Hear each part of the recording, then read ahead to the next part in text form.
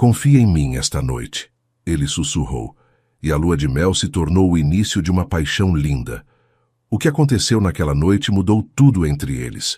De onde você está assistindo essa história? Se inscreve no canal e deixa o like, porque essa paixão vai te emocionar. A taça de champanhe escorregou dos dedos de Piedade, como se o cristal tivesse decidido, por vontade própria, abandonar o refúgio de sua mão. O líquido dourado respingou no tapete persa, em um padrão que lembrava as lágrimas derramadas sobre pergaminhos antigos, aquelas que ela havia limpado tantas vezes em seu trabalho como restauradora de arte.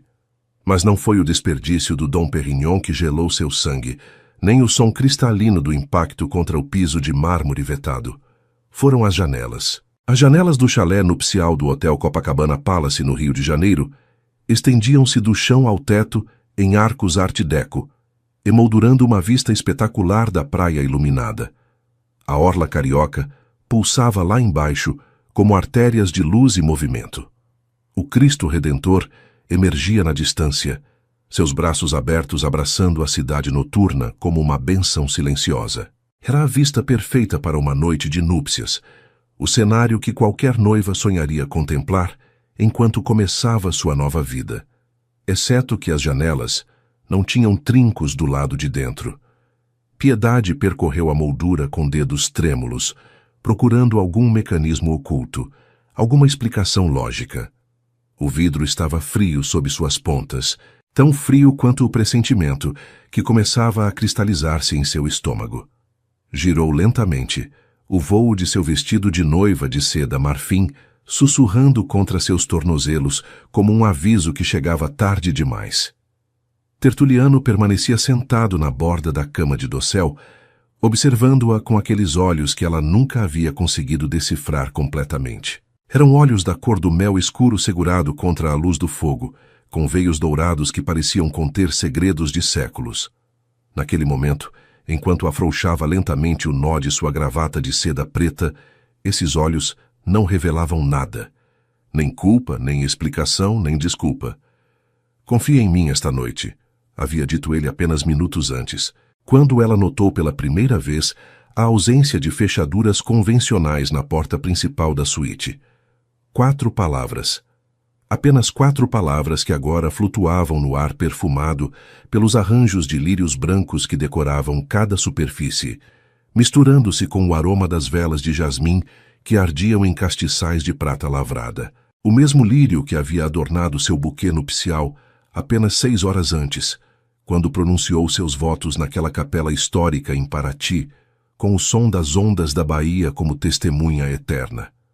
As janelas, começou Piedade, e sua voz soou estranha, até para ela mesma.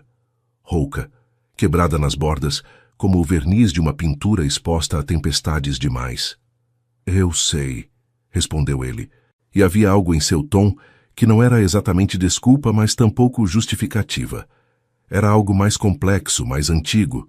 Soava como o eco de decisões tomadas muito antes de ela entrar em sua vida. Sente-se, por favor. Preciso contar algo. Piedade não se sentou. Aos 42 anos havia aprendido que certas conversas se enfrentavam melhor de pé, com os pés firmemente plantados no chão e a coluna vertebral reta, como as colunas das igrejas barrocas que havia ajudado a restaurar ao longo de sua carreira. Cruzou os braços sobre o corpete bordado de seu vestido, sentindo a batida acelerada de seu coração contra seus antebraços. Explique-se, disse, e foi uma ordem, não um pedido.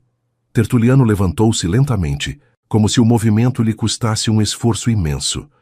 A luz das velas esculpia sombras nos ângulos de seu rosto, acentuando a linha de sua mandíbula, as rugas prematuras que rodeavam seus olhos, a cicatriz quase invisível que cruzava sua sobrancelha esquerda como um segredo que nunca havia compartilhado. Caminhou até o bar e serviu-se um copo de água, não álcool. Suas mãos, notou ela, tremiam ligeiramente. Há pessoas, começou dando-lhe as costas, que fariam qualquer coisa para me encontrar esta noite. Pessoas que não entendem que certos tesouros devem ser protegidos, não exibidos. Do que você está falando? Ele se virou então, e pela primeira vez desde que o conhecia, Piedade viu algo que a desarmou completamente. Medo. Genuíno, cru, vulnerável medo brilhando naqueles olhos impossíveis de decifrar. Minha fortuna, disse ele, cada palavra caindo como pedras em água quieta, não vem de heranças familiares nem de negócios convencionais. Durante os últimos 20 anos, tenho trabalhado nas sombras, comprando obras de arte roubadas durante a ditadura militar e as décadas posteriores, devolvendo-as anonimamente aos museus e às famílias a quem pertenciam.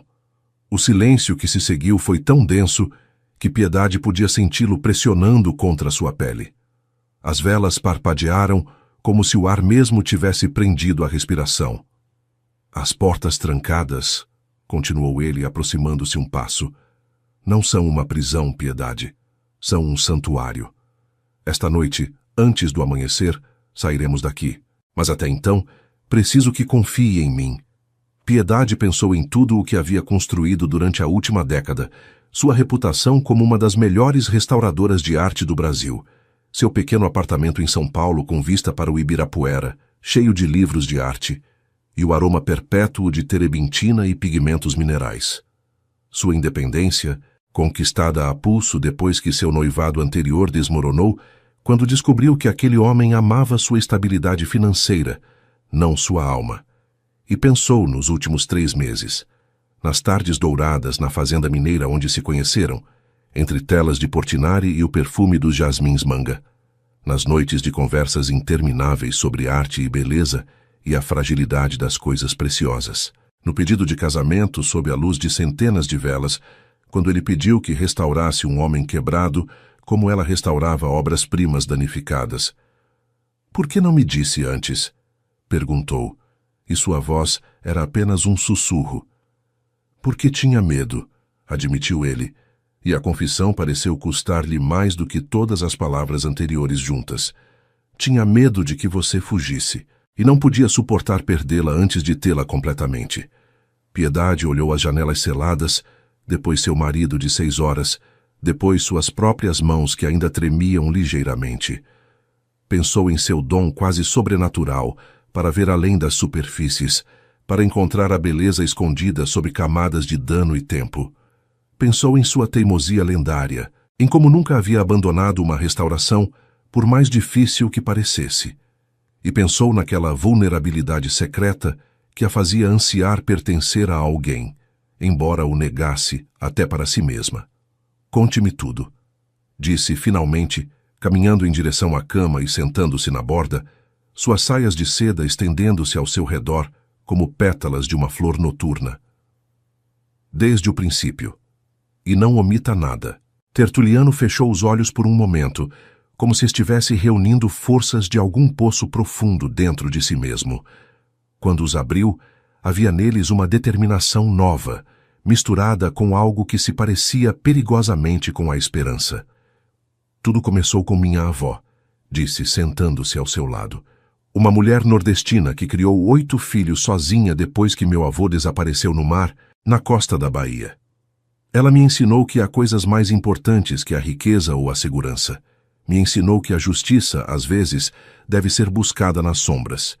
E enquanto o Rio de Janeiro brilhava além das janelas seladas, enquanto a noite avançava em direção a um amanhecer que traria mudanças irreversíveis, Tertuliano começou a desvelar os segredos que havia guardado durante 2 décadas. Piedade escutou com o mesmo cuidado com que examinava pinturas centenárias, procurando as rachaduras na superfície, as camadas ocultas sob o verniz, a verdade que jazia debaixo de todas as aparências. Não sabia ainda que aquela noite era apenas o começo, que os meses seguintes a levariam por caminhos que jamais imaginou transitar, que aprenderia que o amor verdadeiro não é a ausência de segredos, mas a coragem de revelá-los um a um, até que não reste nada entre 2 almas exceto a verdade nua.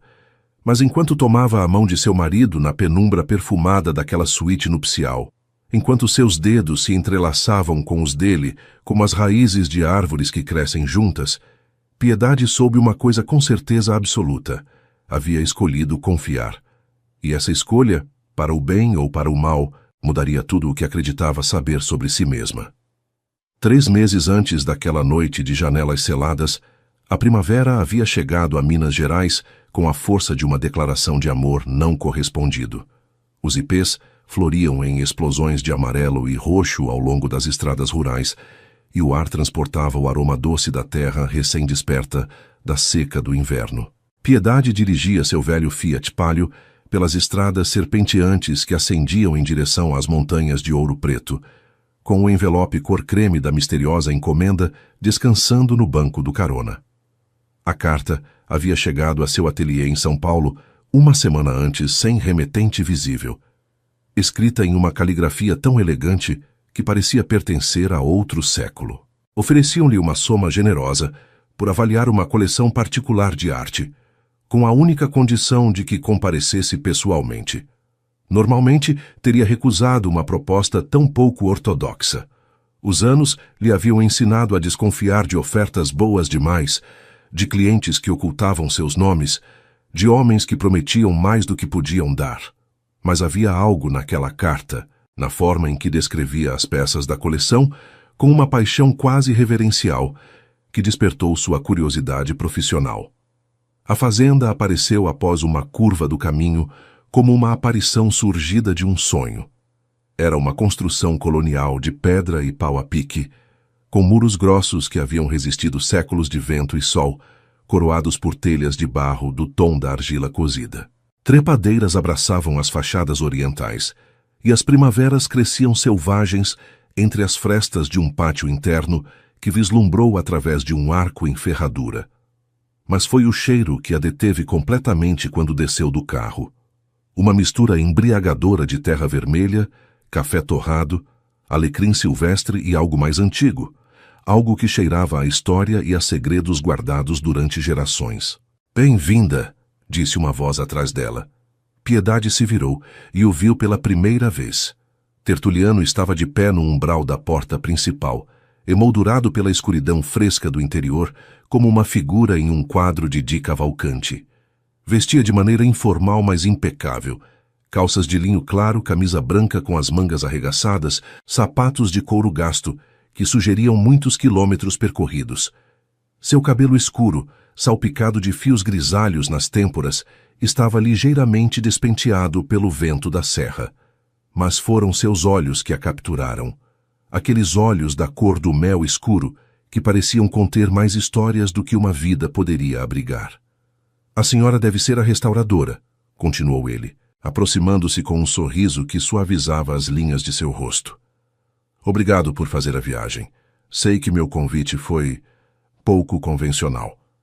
"Senhorita", corrigiu ela automaticamente e depois se arrependeu da precisão.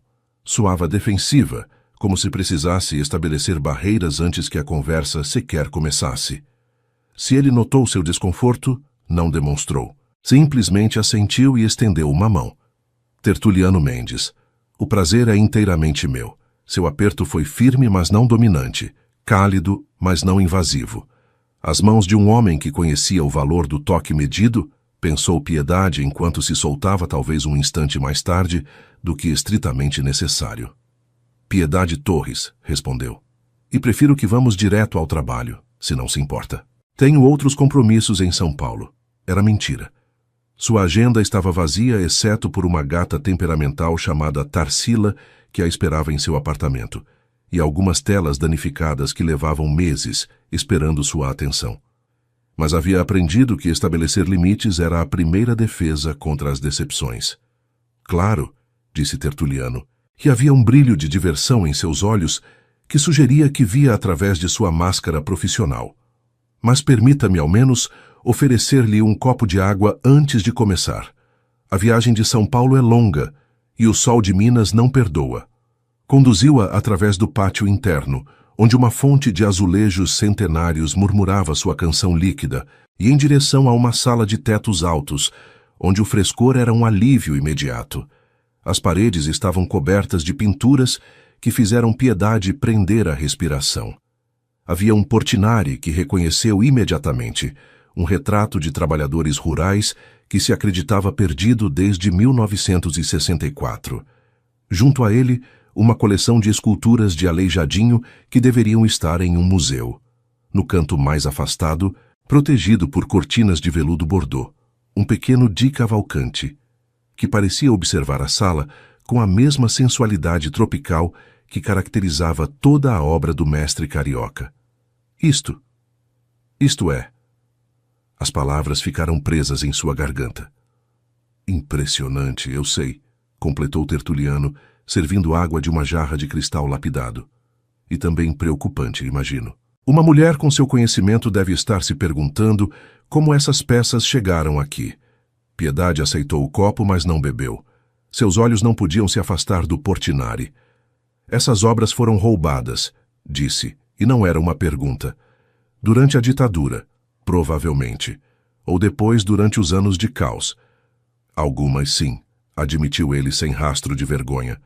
Outras foram vendidas sob coação, ou confiscadas injustamente, ou simplesmente desapareceram no mercado negro, quando seus proprietários fugiram do país. Meu trabalho, senhorita Torres, não é possuí-las.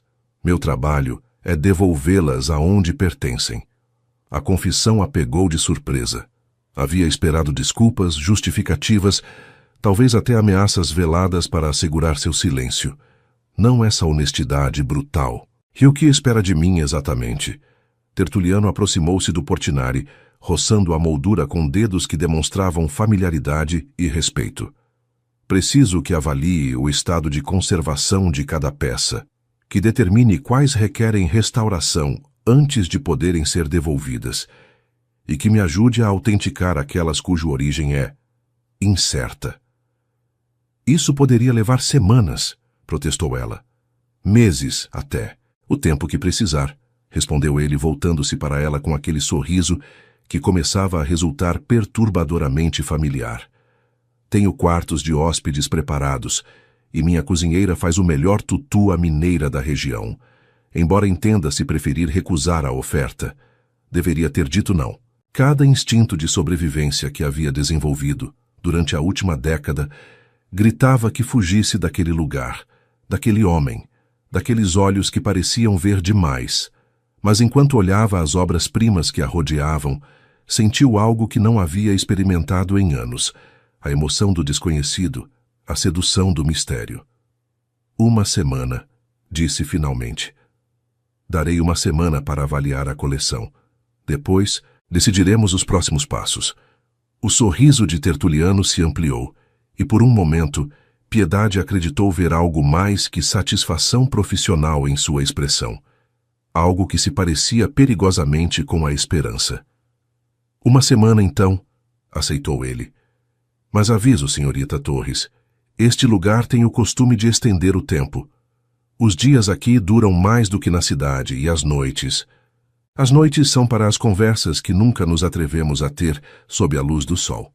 Piedade não respondeu, mas enquanto seguia Tertuliano em direção à primeira das salas da coleção, enquanto o aroma dos jasmins manga se misturava com o odor ancestral dos pigmentos e do verniz, soube que acabava de cruzar um limiar, do qual não haveria retorno fácil. A semana se converteu em 2. As 2 semanas em 1 mês. E com cada dia que passava, as defesas que Piedade havia construído tão cuidadosamente começaram a mostrar rachaduras que nenhuma técnica de restauração poderia reparar. O primeiro indício de que algo estava mudando chegou na 7ª noite. Piedade havia passado o dia examinando uma pequena natureza morta, que Tertuliano acreditava poder ser obra de Georgina de Albuquerque, a mestra do início do século XX, cujas composições capturavam a essência mesma do Brasil das primeiras décadas republicanas. Havia trabalhado durante horas sob a luz controlada do ateliê improvisado que ele havia preparado para ela, com todos os instrumentos que precisava, lupas de aumento, lâmpadas ultravioleta, pincéis de Marta Sibelina tão finos quanto cílios. Quando finalmente emergiu do ateliê, o sol havia se posto e as estrelas começavam a despertar sobre as montanhas de Minas. Tertuliano a esperava no pátio, junto a uma mesa preparada com uma simplicidade que resultava quase íntima. 2 pratos, 2 taças, uma vela solitária cuja chama dançava com a brisa noturna. Pensei que teria fome, disse ele, levantando-se para puxar sua cadeira. Não era necessário, respondeu ela, embora seu estômago rugisse em desacordo. Poderia ter jantado em meu quarto. Poderia, concedeu ele, enchendo sua taça com um vinho do Vale dos Vinhedos que brilhava como âmbar líquido.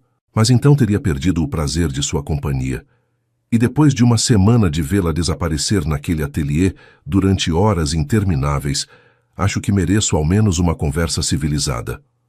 Havia um tom brincalhão em sua voz que desarmou as objeções de Piedade.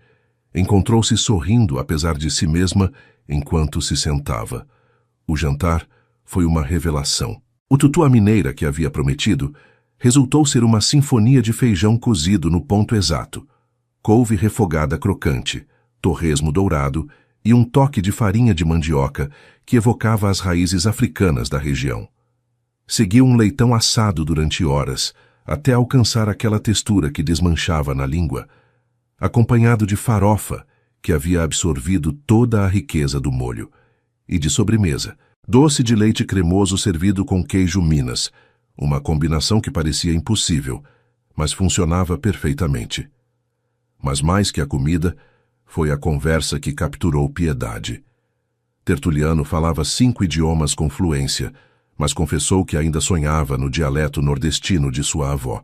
Contou sobre aquela mulher extraordinária, que havia criado 8 filhos sozinha, em uma aldeia costeira, depois que seu marido desapareceu em uma tempestade no litoral baiano. Sobre as noites em que ela lhes contava histórias de tesouros perdidos e justiça adiada, sobre como lhe havia transmitido a convicção de que algumas coisas quebradas mereciam ser reconstruídas sem importar o custo. É por isso que faz o que faz? Perguntou Piedade, sua terceira taça de vinho dissolvendo as últimas resistências. Por ela? Tertuliano olhou para as estrelas e por um momento seu rosto adquiriu uma vulnerabilidade que ela não lhe havia visto antes. Parcialmente, admitiu. Mas também porque viu o que acontece quando a beleza se perde para sempre. Quando as guerras e a ganância destroem o que gerações levaram séculos para criar. Cada obra que devolvo é uma pequena vitória contra o esquecimento. É um trabalho perigoso, observou ela. Legalmente cinza, na melhor das hipóteses. É, assentiu ele, voltando-se para ela com esses olhos que pareciam conter universos. Mas há coisas mais importantes que a segurança pessoal. Você não acredita no mesmo? Não é por isso que dedica sua vida a restaurar o que outros considerariam irrecuperável? A pergunta a golpeou em um lugar que mantinha cuidadosamente protegido. Ninguém lhe havia perguntado nunca por que fazia o que fazia. Por que passava semanas inclinada sobre telas danificadas, inalando vapores dissolventes, forçando a vista até que lhe doíam os olhos. Simplesmente assumiam que era seu trabalho, sua profissão, sua maneira de ganhar a vida. Porque acredito em segundas chances, respondeu finalmente, surpresa por sua própria honestidade. Porque quando olho uma pintura destruída, não vejo o dano. Vejo o que foi uma vez e o que pode voltar a ser. Tertuliano inclinou-se para a frente, a luz da vela dançando em suas pupilas. É exatamente isso que vejo quando olho para você, disse, e sua voz era apenas um sussurro. O momento estendeu-se entre eles como um fio de seda tensionado, quase até o ponto de ruptura. Piedade sentiu que seu coração acelerava, que sua pele se arrepiava sob a brisa noturna, que algo dentro dela que havia permanecido dormindo durante anos começava a despertar. E então, justo quando pensava que ele ia inclinar-se mais, fechar a distância entre eles, Tertuliano recuou com um sorriso que continha mais melancolia que alegria. Desculpe, disse. Não deveria ter dito isso.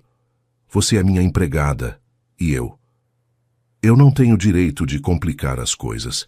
A decepção que Piedade sentiu foi tão intensa que a assustou. Quando havia começado a desejar que ele complicasse as coisas? Quando havia deixado de ser uma profissional, fazendo um trabalho para se converter em uma mulher que contava as horas até o próximo jantar compartilhado? Deveria ir dormir, disse, levantando-se com uma dignidade que não sentia. Amanhã quero começar com o Di Cavalcanti. Precisará de análises extensas.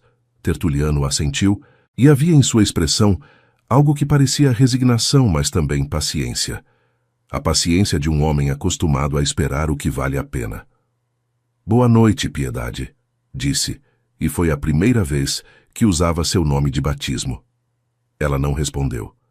Mas enquanto caminhava em direção a seu quarto através do pátio iluminado por estrelas, soube que algo havia mudado irrevogavelmente. O muro que havia construído ao redor de seu coração havia desenvolvido sua primeira rachadura. E como qualquer restauradora sabia, uma vez que aparecia a primeira rachadura, o resto era só questão de tempo. A rachadura se converteu em fissura durante a terceira semana. Piedade havia passado a manhã lutando contra uma enxaqueca que nenhum analgésico parecia aliviar. O trabalho com o de Cavalcante requeria uma concentração extrema, e a luz artificial do ateliê intensificava a dor que latejava atrás de seus olhos. Finalmente, decidiu procurar aspirina na biblioteca, onde Tertuliano guardava um pequeno kit de primeiros socorros. Ele não estava na fazenda essa manhã. Havia mencionado algo sobre reuniões em Belo Horizonte que o manteriam ocupado até a tarde. A biblioteca estava vazia, exceto pela poeira dourada que flutuava nos raios de sol que entravam pelas janelas. O kit de primeiros socorros estava na segunda gaveta da escrivaninha antiga, tal como ele lhe havia indicado. Mas ao abri-la, sua mão roçou algo mais. Uma carteira de couro preta que deslizou para a frente da gaveta. Não deveria tê-la aberto. Piedade sabia disso até enquanto seus dedos se moviam por vontade própria, levantando a aba, extraindo o conteúdo. Era uma violação da privacidade, uma traição à confiança que estava crescendo entre eles. Mas a curiosidade, essa maldição de todos os que trabalham com mistérios do passado, foi mais forte que a prudência. Dentro da carteira encontrou 3 passaportes. O primeiro era brasileiro, com o nome de Tertuliano Mendes Ferreira, e uma foto que mostrava um homem mais jovem, talvez de uma década atrás. O segundo era português, com o nome de Teodoro Mendes Figueiredo. O terceiro era argentino, e o homem que olhava desde a fotografia se chamava Teodósio Morales. 3 identidades, 3 países, 3 vidas paralelas. Piedade ficou imóvel, com os passaportes na mão, enquanto sua mente processava as implicações. Quem era realmente o homem com quem havia compartilhado jantares, conversas, essa tensão crescente que nenhum dos dois nomeava? Um criminoso? Um espião? Um fugitivo? O som de passos no corredor a sobressaltou. Devolveu os passaportes à carteira e a carteira à gaveta com movimentos desajeitados, justo a tempo de se virar quando a porta se abria. Tertuliano a observou desde o umbral, e algo em sua expressão lhe disse que sabia exatamente o que ela acabava de descobrir. As reuniões terminaram antes do previsto, disse ele, com uma calma que resultava quase inquietante. Encontrou a aspirina? Encontrei, respondeu ela, mostrando o frasco que havia agarrado quase como uma lembrança tardia. Obrigada. O silêncio que se seguiu foi denso como mercúrio. Piedade podia sentir as perguntas pressionando contra seus lábios, exigindo ser formuladas. Tertuliano a olhava com esses olhos que agora pareciam conter não só mistérios, mas também súplicas. Vi os passaportes, disse ela finalmente, porque nunca havia sabido mentir e não ia começar agora. Tertuliano fechou os olhos por um momento. Quando os abriu, havia neles uma mistura de dor e alívio que Piedade não entendeu completamente.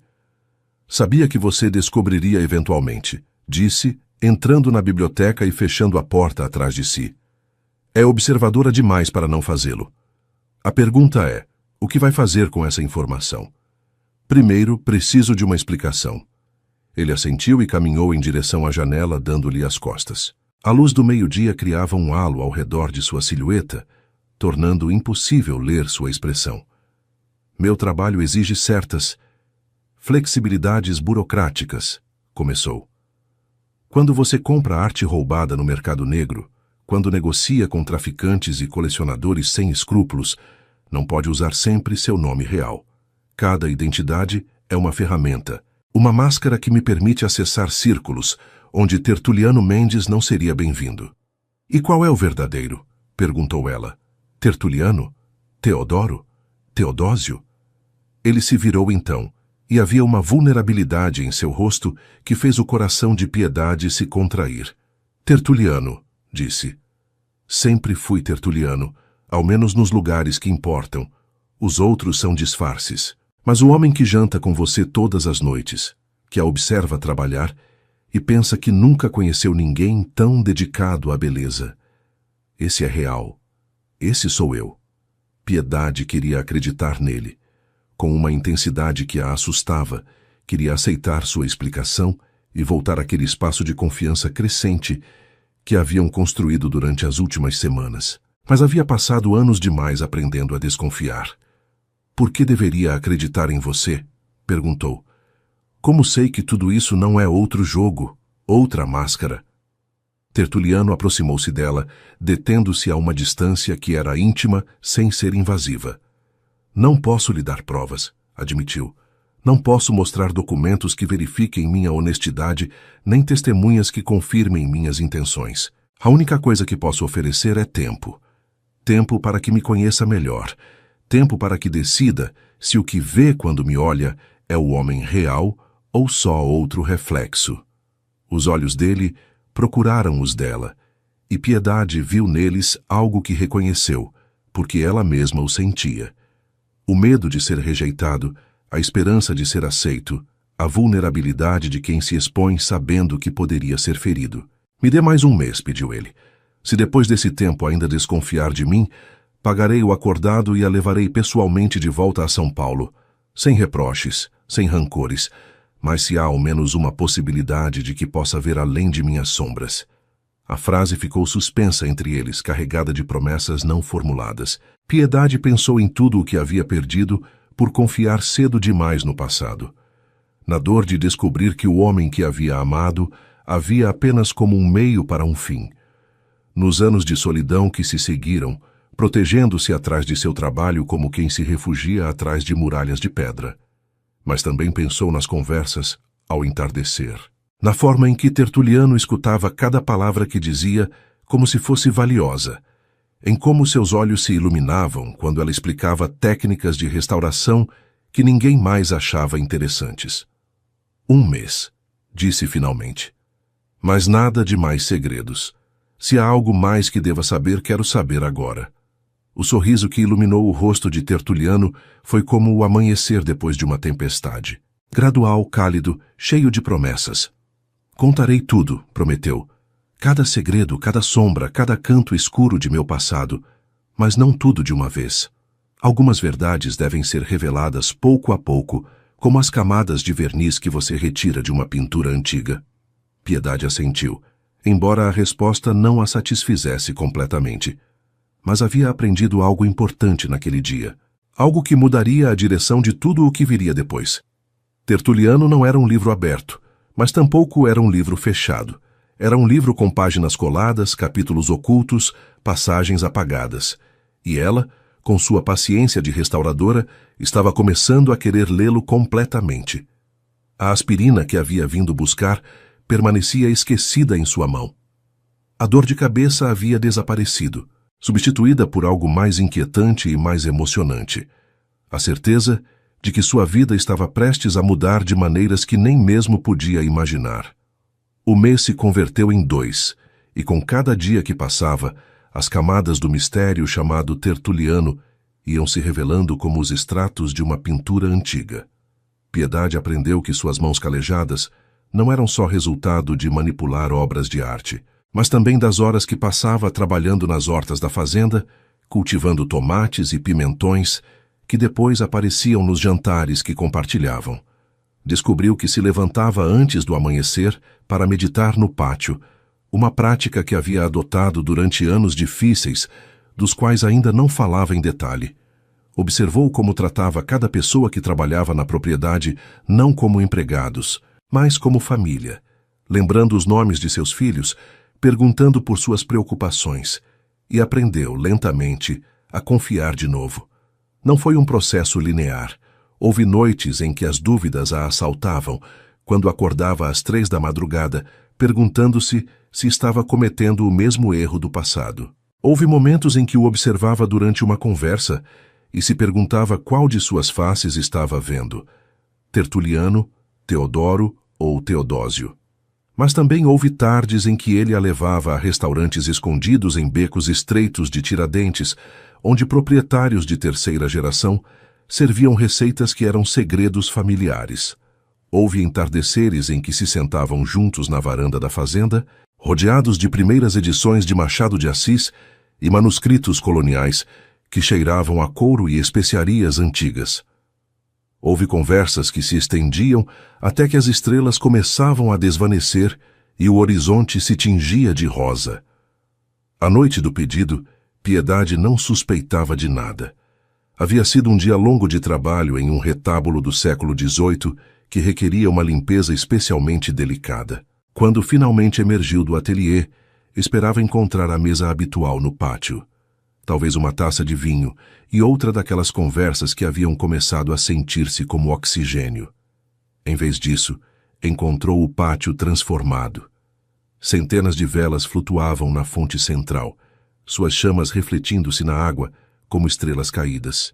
Pétalas de jasmim-manga formavam um caminho desde a porta do ateliê até uma clareira entre as árvores, onde Tertuliano a esperava de pé, vestido com um terno escuro que ela nunca lhe havia visto usar. O aroma de dama da noite saturava o ar, tão intenso que parecia quase líquido. "O que é isto?" perguntou ela, embora algo em seu coração já conhecesse a resposta. Tertuliano não respondeu imediatamente. Tomou-a pela mão e a guiou até o centro do pátio, onde as pedras gastas por gerações de passos formavam um círculo perfeito sob o céu estrelado. "Passei 20 anos de minha vida devolvendo ao mundo a beleza que lhe foi roubada", disse, e sua voz tremia de uma maneira que ela nunca havia escutado. "Segurei obras-primas em minhas mãos. Veicores que a maioria das pessoas só conhecem em fotografias. Toquei a história mesma." Fez uma pausa, e seus olhos procuraram os dela com uma intensidade que cortava a respiração.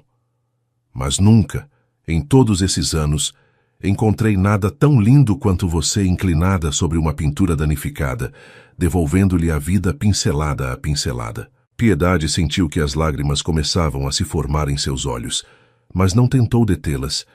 Havia passado tempo demais contendo emoções, protegendo-se da dor. Esta noite, queria sentir tudo. Tertuliano ajoelhou-se sobre as pedras antigas e de seu bolso tirou uma pequena caixa de veludo. Quando a abriu, a luz das velas arrancou brilhos de uma esmeralda engastada em ouro antigo, rodeada de pequenos diamantes que brilhavam como o orvalho do amanhecer. "Este anel pertenceu a uma baronesa do café do século XIX", explicou. "Recuperei-o há 10 anos de um colecionador suíço que não tinha direito de possuí-lo. Desde então esteve esperando. Acredito que esperava encontrar você." As lágrimas corriam agora livremente pelas bochechas de Piedade, mas eram lágrimas diferentes das que havia derramado no passado. Não eram lágrimas de perda ou decepção, mas de algo que se parecia perigosamente com a esperança. "Você restaura a arte danificada", continuou Tertuliano, e sua voz quebrou nas bordas. "Talvez possa restaurar também um homem quebrado. Piedade Torres, me faria a honra de se tornar minha esposa." O silêncio que se seguiu durou apenas alguns segundos, mas a Piedade pareceu uma eternidade. Nesse silêncio, viu passar toda sua vida, a dor de suas decepções passadas, os anos de solidão autoimposta, o medo constante de voltar a ser machucada. Mas também viu algo mais, a possibilidade de um futuro diferente, de um amor que não exigia que renunciasse a si mesma, de um companheiro que via sua dedicação não como uma ameaça, mas como um presente. "Sim", sussurrou, e a palavra saiu de seus lábios como uma oração longamente contida. "Sim?", repetiu ele como se não pudesse acreditar. "Sim", disse ela de novo, desta vez mais forte. "Sim, Tertuliano, casarei com você." Ele levantou-se com uma agilidade que desmentia a emoção que o tomava e deslizou o anel em seu dedo. Ficava perfeito, como se tivesse sido feito para ela. E então a beijou, pela primeira vez, sob as estrelas de Minas Gerais, rodeados de velas e jasmins-manga, e o peso doce de uma promessa recém-nascida. O beijo sabia a vinho e a lágrimas, a anos de espera, e a certeza de que algumas coisas quebradas podem, efetivamente, ser reconstruídas. Mas enquanto Piedade se abandonava à alegria daquele momento, uma parte dela, a parte que havia aprendido a desconfiar, sussurrava um aviso que escolheu ignorar. Ainda havia segredos que Tertuliano não havia revelado, capítulos de seu livro que permaneciam colados, páginas que ela ainda não havia lido. Aquela noite, porém, decidiu que essas páginas podiam esperar. Aquela noite, escolheu a felicidade. Não sabia ainda o preço que essa escolha teria. A cerimônia se celebrou 6 semanas depois, em uma capela colonial que se debruçava sobre a Baía de Paraty. Era um edifício pequeno, com capacidade para apenas 20 pessoas, construído séculos atrás por pescadores que queriam um lugar onde agradecer a Deus pelas pescarias abundantes e rezar por aqueles que nunca regressavam do mar. As paredes interiores estavam decoradas com ex-votos de prata que contavam histórias de tempestades sobrevividas e milagres concedidos, e o altar sustentava uma Nossa Senhora de madeira policromada, cuja expressão parecia conter tanto dor quanto esperança. Piedade havia escolhido o lugar ela mesma, atraída por sua simplicidade e pela vista do oceano que se estendia infinito além das janelas. Não queria um casamento ostentoso em uma catedral cheia de desconhecidos. Queria algo íntimo, significativo, um ritual que marcasse não só a união de 2 pessoas, mas também o início de uma vida nova. Os convidados eram apenas 12, algumas amigas próximas de Piedade que haviam viajado desde São Paulo, a cozinheira da fazenda que havia se convertido em uma figura quase maternal durante seus meses em Minas, e um punhado de pessoas que Tertuliano descreveu como sócios e colaboradores, mas que pareciam mais família escolhida. Piedade vestia uma mantilha de renda vintage que havia encontrado em um antiquário em ouro preto, uma peça que datava dos anos 20 e que ainda conservava um leve aroma de lavanda. A renda era da cor do marfim antigo, com padrões de flores e folhas que pareciam dançar quando a brisa marinha os movia. Debaixo, um vestido de seda que caía em linhas simples até seus tornozelos, sem adornos desnecessários, deixando que a beleza do tecido falasse por si mesma. Quando caminhou pelo corredor da pequena capela, com o som das ondas como única música, viu Tertuliano esperando-a junto ao altar. Vestia um terno de linho claro que combinava com as paredes caiadas, e em seus olhos havia uma expressão que ela nunca esqueceria, uma mistura de reverência, gratidão e algo que só podia ser descrito como assombro, como se não pudesse acreditar que ela estivesse realmente ali, avançando em direção a ele. A cerimônia seguiu tradições antigas da região que Tertuliano havia insistido em incluir. Compartilharam um pedaço de pão, simbolizando a abundância que prometiam construir juntos. Beberam do mesmo copo de cachaça artesanal, representando a alegria que compartilhariam nos anos vindouros. E no momento mais significativo, uma anciã do vilarejo lhes amarrou os pulsos com cordões de seda vermelha, seguindo um costume que datava de tempos imemoriais. Amarrar seus destinos juntos, para o bem ou para o mal na saúde e na doença, até que a morte os separasse.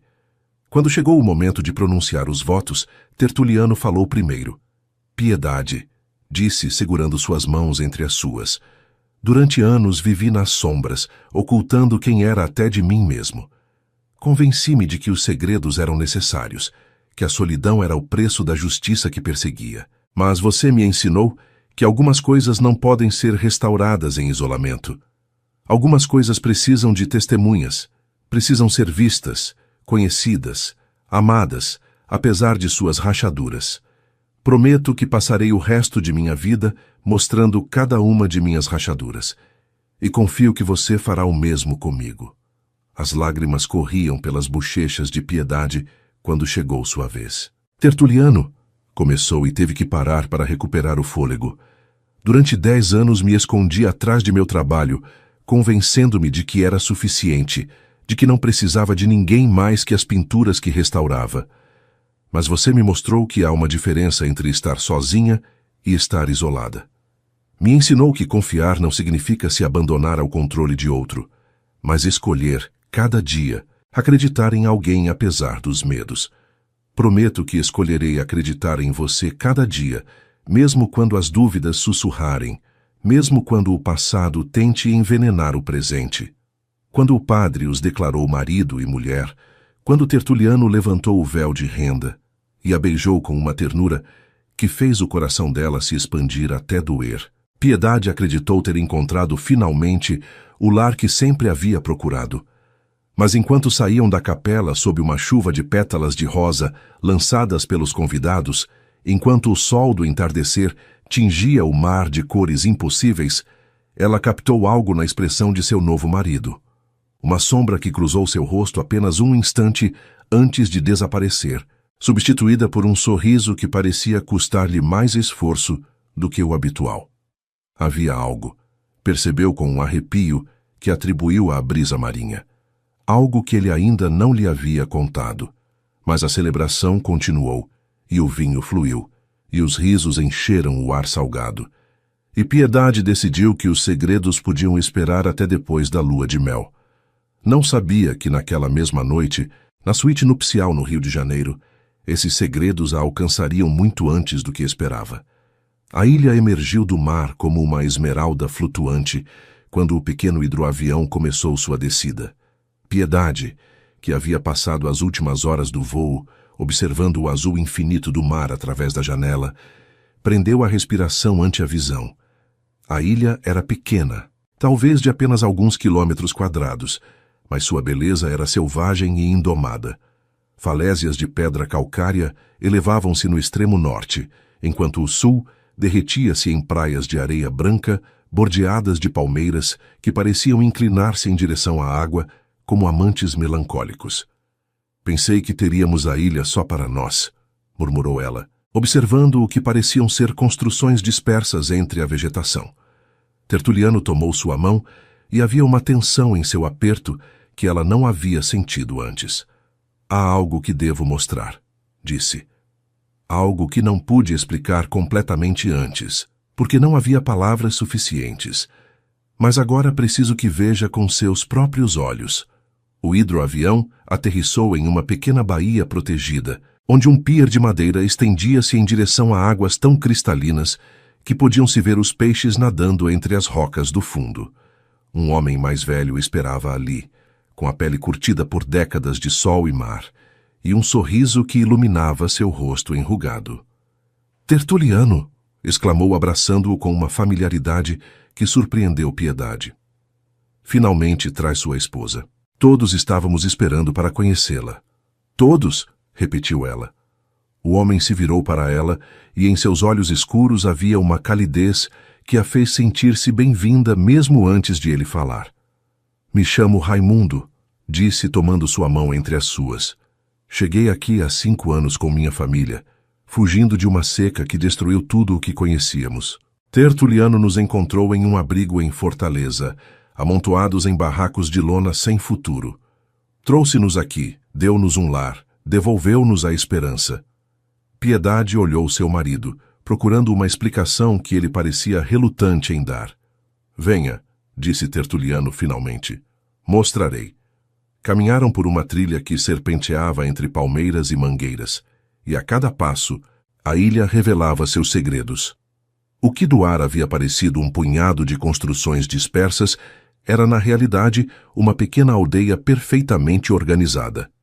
Casas de alvenaria e madeira agrupavam-se ao redor de uma praça central, onde uma horta comunitária explodia em cores. Tomates maduros, berinjelas roxas, alfaces de um verde vibrante. O aroma de manjericão fresco impregnava o ar do entardecer.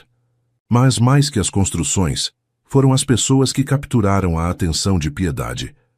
Havia famílias inteiras sentadas nas varandas, crianças brincando na praça, anciãs estendendo roupas que ondulavam na brisa marinha.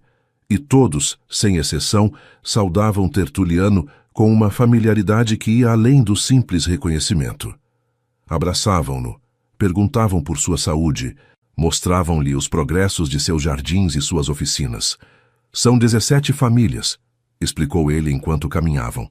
63 pessoas no total. Alguns chegaram há quase 10 anos, outros são mais recentes. Cada um tem uma história diferente, mas todos compartilham algo.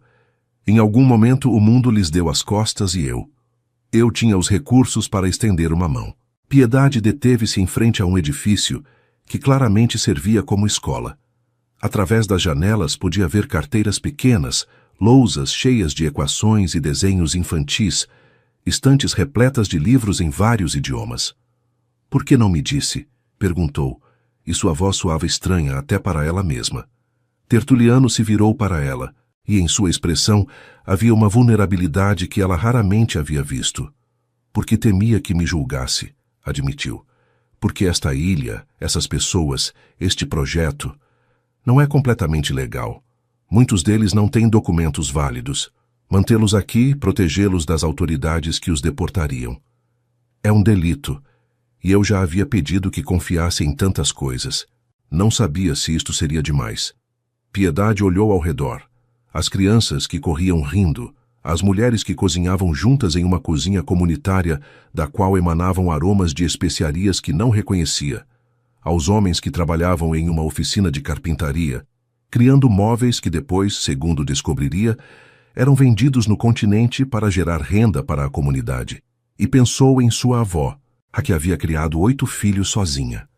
Pensou nas histórias que Tertuliano lhe havia contado sobre ela, sobre como passou anos desejando ter podido salvar mais pessoas das tragédias que as travessias desesperadas traziam. "Isto é por ela", disse, e não era uma pergunta. "Tudo isto, a recuperação de arte, os múltiplos passaportes, esta ilha, tudo é por sua avó." Tertuliano fechou os olhos por um momento, e quando os abriu brilhavam com lágrimas contidas. "Ela morreu acreditando que havia falhado", sussurrou, "que não havia feito o suficiente. Jurei sobre seu túmulo que dedicaria minha vida a fazer o que ela não pôde, a devolver o roubado, a proteger os vulneráveis, a criar refúgios onde o mundo só criava tempestades." Piedade sentiu que algo se rompia dentro dela, mas não era dor. Era a última barreira que havia mantido erguida, o último muro de desconfiança que a separava de se entregar completamente a este homem e seu mundo de segredos luminosos. Caminhou até ele e tomou seu rosto entre suas mãos, obrigando-o a olhá-la. "Estou orgulhosa de você", disse. "Não apesar disto. Por isto. Por tudo isto." O beijo que compartilharam no meio daquela praça, rodeados pelos murmúrios curiosos de dezenas de refugiados que haviam encontrado um lar graças a ele, foi diferente de todos os anteriores. Era um beijo de aceitação total, de compreensão completa, de um amor que finalmente podia respirar sem máscaras nem reservas. Mas enquanto o sol afundava no mar, tingindo o céu de cores que nenhum pintor havia conseguido capturar, nenhum dos dois podia saber que seu paraíso estava prestes a ser invadido. Que em menos de 2 meses, tudo o que haviam construído cambalearia à beira do colapso, e que a maior prova de seu amor ainda estava por chegar. O barco apareceu no horizonte uma manhã de início de outono, quando as folhas das mangueiras começavam a adquirir tons dourados e o mar havia começado a esfriar com a promessa do inverno. Piedade estava na horta comunitária, aprendendo de Fátima, uma mulher síria cujas mãos mágicas transformavam os ingredientes mais simples em manjares extraordinários. Haviam estado preparando quibes quando o grito de alerta ressoou desde o pier. Barco não identificado. Era a voz de Raimundo, carregada de uma urgência que fez todas as atividades pararem. Quando Piedade chegou à praia, Tertuliano já estava ali, com o corpo tenso como a corda de um arco e o olhar fixo na embarcação que se aproximava. Era um iate pequeno, mas elegante, do tipo que usavam os turistas endinheirados para percorrer as costas brasileiras. "Fique atrás de mim", murmurou ele, e havia algo em seu tom que ela nunca havia escutado. Medo real, cru, visceral. O iate ancorou a uns 100 metros da costa, e um bote auxiliar desprendeu-se de seu costado, transportando uma única figura em direção ao pier. Era uma mulher. Mesmo à distância, Piedade pôde ver que era bonita, não com a beleza convencional das revistas, mas com aquela presença magnética que algumas pessoas possuem naturalmente. Cabelo negro que o vento marinho agitava como uma bandeira, pele bronzeada, um corpo que se movia com a graça de quem está acostumada a ser observada. Mas mais que sua aparência, foi a reação de Tertuliano que golpeou Piedade como um soco no estômago. Seu marido havia ficado completamente imóvel, com uma expressão que misturava surpresa, dor e algo que se parecia terrivelmente com reconhecimento. Tertuliano, disse a mulher quando o bote alcançou o pier. Sua voz era grave, musical, com um sotaque carioca refinado. Finalmente te encontro. Dulcineia, respondeu ele, e o nome caiu entre eles como uma pedra arremessada em um lago quieto, criando ondas que ameaçavam alcançar todas as margens. O que se seguiu foi um silêncio que durou apenas segundos, mas pareceu estender-se durante anos. Piedade observava os dois, procurando pistas em suas expressões, na forma em que seus corpos se orientavam um para o outro, com uma familiaridade que falava de histórias compartilhadas. Quem é ela? Perguntou finalmente, embora uma parte dela já conhecesse a resposta. Tertuliano virou a cabeça para ela, e em seus olhos havia uma desculpa que não conseguia pronunciar. Piedade, esta é Dulcineia. Minha ex-esposa. As palavras golpearam Piedade com a força de uma onda inesperada. Cambaleou ligeiramente e teve que agarrar-se ao braço de Tertuliano para manter o equilíbrio. Sua o quê?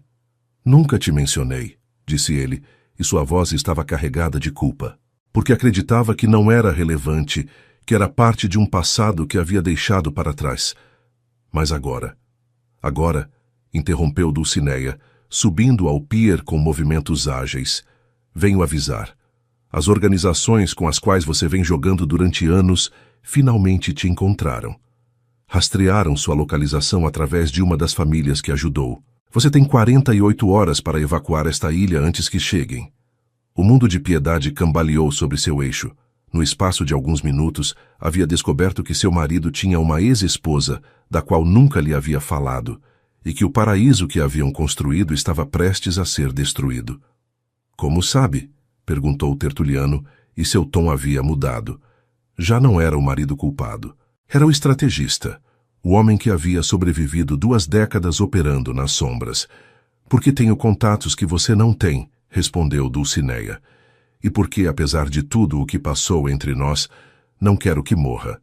Nem você, nem as pessoas que vêm protegendo. Piedade observou a troca com uma mistura de raiva, medo e, surpreendentemente, admiração. Dulcineia não havia vindo para reconquistar Tertuliano, nem para destruir seu casamento. Havia arriscado sua própria segurança para trazer um aviso que poderia salvar dezenas de vidas. Precisamos conversar, disse finalmente, interrompendo o silêncio tenso. Nós 3, agora. Tertuliano assentiu, e havia gratidão em seu olhar quando o dirigiu a ela. Talvez esperasse histeria, reproches, uma cena de ciúmes que teria sido completamente justificada. Em vez disso, encontrou uma mulher que compreendia que algumas verdades deviam esperar quando havia vidas em jogo. Caminharam em direção à casa principal da ilha, um edifício de pedra e madeira que Tertuliano havia convertido em centro de operações. Atrás deles, os refugiados observavam com expressões de preocupação que não necessitavam tradução. O próximo capítulo de suas vidas acabava de começar e prometia ser o mais difícil que nenhum deles jamais havia enfrentado. A sala de reuniões da casa principal cheirava a café recém-feito e tensão contida. Piedade estava sentada em uma das poltronas de couro gasto, com as mãos apertadas ao redor de uma xícara que já havia esfriado. Em frente a ela, Tertuliano permanecia de pé junto à janela, sua silhueta recortada contra o entardecer marinho. E Dulcineia ocupava o sofá oposto, com uma postura que combinava elegância e preparação para o combate, como um gato que pode ronronar ou atacar a qualquer momento. Comecemos pelo princípio, disse Piedade, quebrando o silêncio que havia se estendido durante minutos demais. Como é que ninguém me mencionou que meu marido tinha uma ex-esposa? Tertuliano se virou desde a janela e sua expressão era a de um homem preparando-se para uma confissão dolorosa. Dulcineia e eu nos casamos há 15 anos, começou. Naquela época eu era um homem diferente. Mais jovem, mais imprudente, convencido de que podia mudar o mundo sem que o mundo me mudasse a mim. Ela era. Ela era a única pessoa que conhecia meu trabalho, que o apoiava, que às vezes participava dele. Éramos sócios além de esposos, acrescentou Dulcineia, e sua voz não continha amargura, só uma objetividade quase clínica. Durante 5 anos trabalhamos juntos, recuperando arte roubada, criando redes de proteção para pessoas vulneráveis.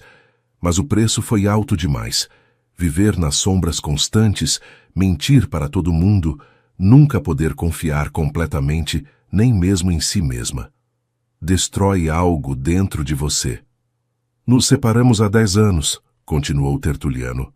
Não por falta de amor, mas porque o amor não era suficiente para sustentar o peso da vida que havíamos escolhido. Ela precisava sair, encontrar algo de normalidade. Eu não podia abandonar o trabalho. Piedade absorveu a informação, processando-a com a mesma atenção que dedicava a examinar pinturas antigas em busca de falsificações. Disse que era sua ex-esposa, apontou. Mas se separaram há 10 anos, por que usar esse termo? O silêncio que se seguiu foi eloquente. Porque tecnicamente, admitiu Dulcineia, o divórcio nunca se finalizou.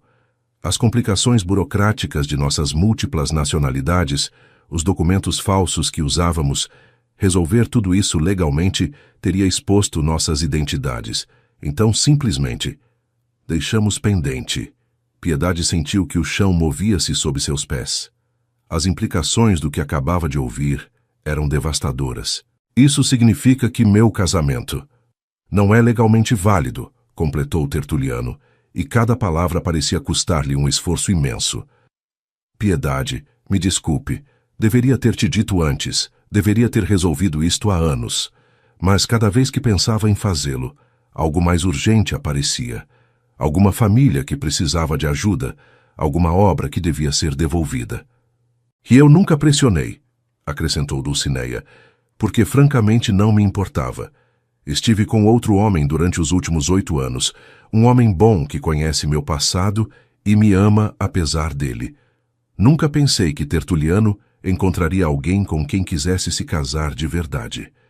Piedade fechou os olhos, deixando que as emoções a atravessassem sem tentar detê-las.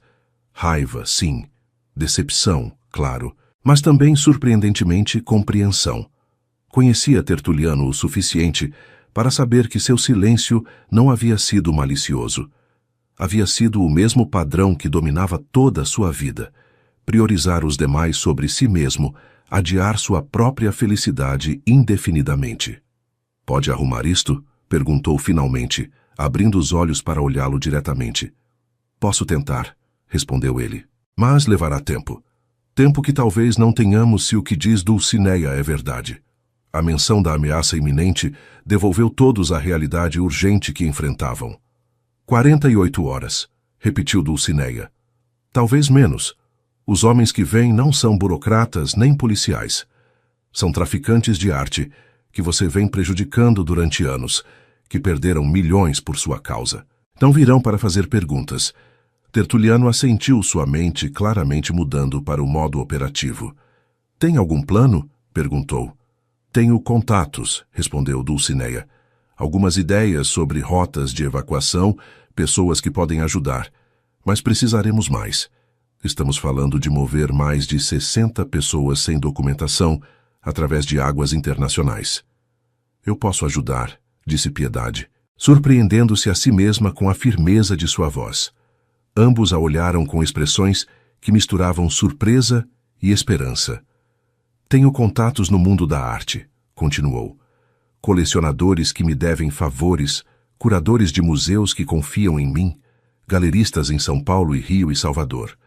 Posso criar identidades temporárias, fazer essas famílias passarem como artistas em residência, pessoal de museu em trânsito, qualquer coisa que nos ajude a movê-los sem levantar suspeitas.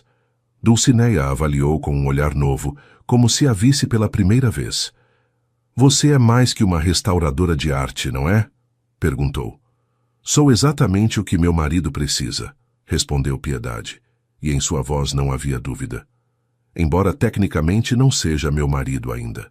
Pela primeira vez desde que chegou, Dulcineia sorriu. Era um sorriso genuíno, desprovido de competição ou ameaça. Agora entendo por que você se apaixonou por ela, disse a Tertuliano. É tão teimosa quanto você.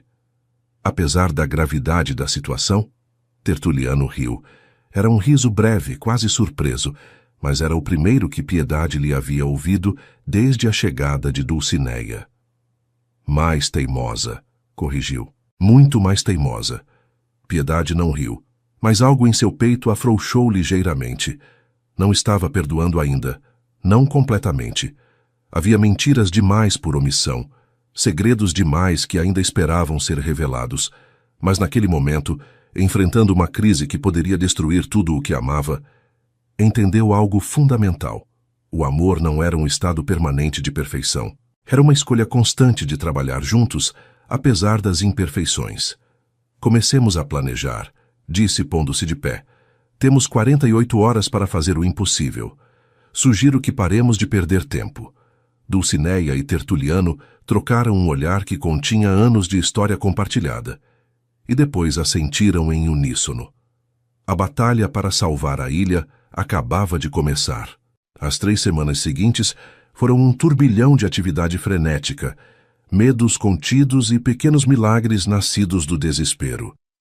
Piedade descobriu em si mesma capacidades que nunca havia suspeitado. Enquanto seus dedos haviam passado anos segurando pincéis delicados e manipulando pigmentos centenários, agora tecleavam freneticamente em computadores, preparavam documentos falsos, coordenavam ligações em 3 idiomas diferentes. O sabor do café puro tornou-se constante em sua boca, e a adrenalina substituiu o sono durante noites intermináveis. Tertuliano trabalhava a seu lado, e naqueles dias de crise ela viu facetas dele que a apaixonaram mais profundamente do que acreditava possível. Viu sua paciência infinita com as crianças assustadas que não entendiam por que deviam abandonar o único lar estável que haviam conhecido.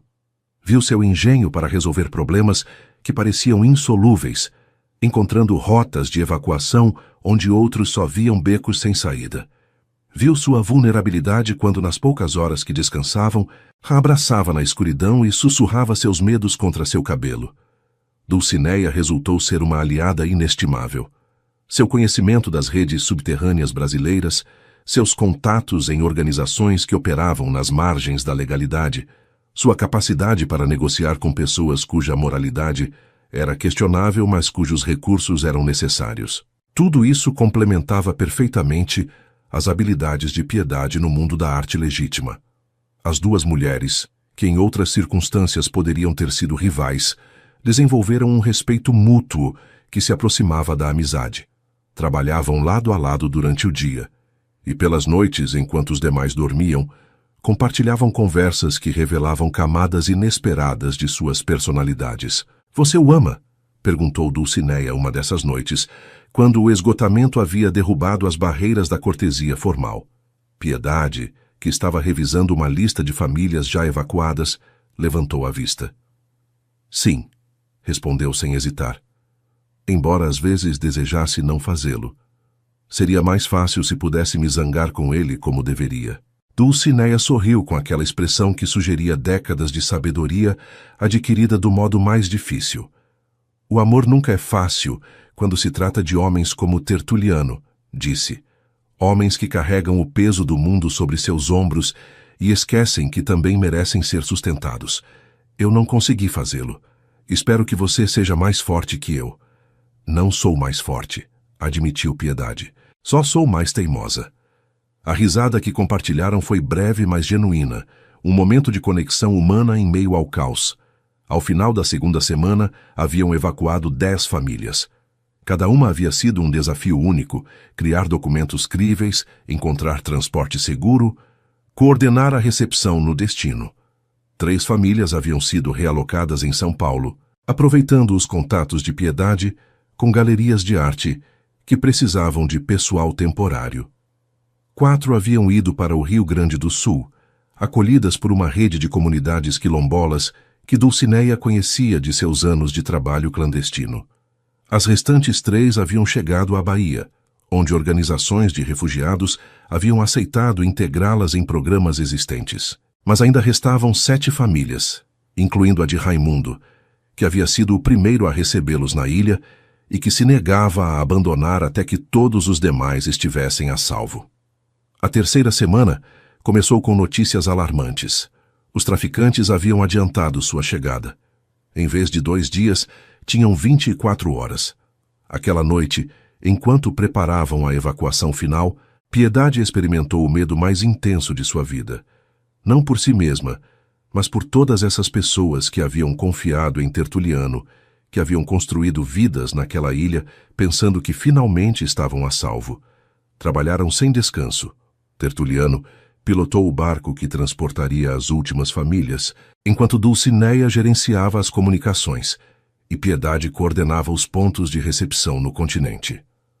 Raimundo foi o último a subir a bordo, com sua esposa e seus 3 filhos, levando apenas uma mala pequena que continha as poucas lembranças que haviam podido resgatar de suas vidas anteriores.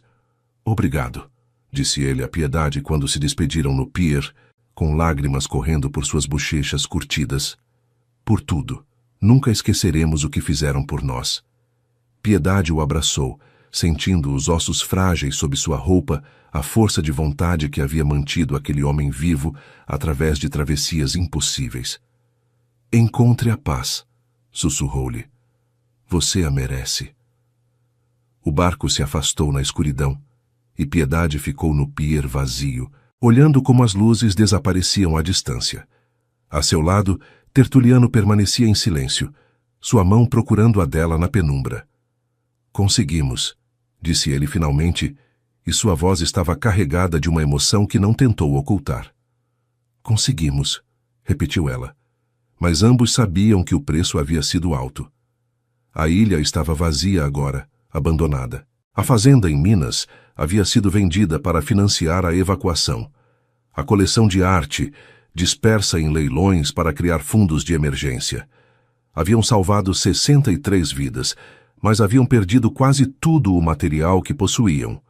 Restavam eles 2, de pé em um pier de uma ilha que já não era sua, com nada mais que a roupa que levavam e o amor que os unia. "E agora o quê?" perguntou Piedade. Tertuliano a olhou, e em seus olhos havia uma mistura de esgotamento e determinação que ela havia chegado a conhecer bem durante aquelas semanas impossíveis. "Agora", disse, "começamos de novo."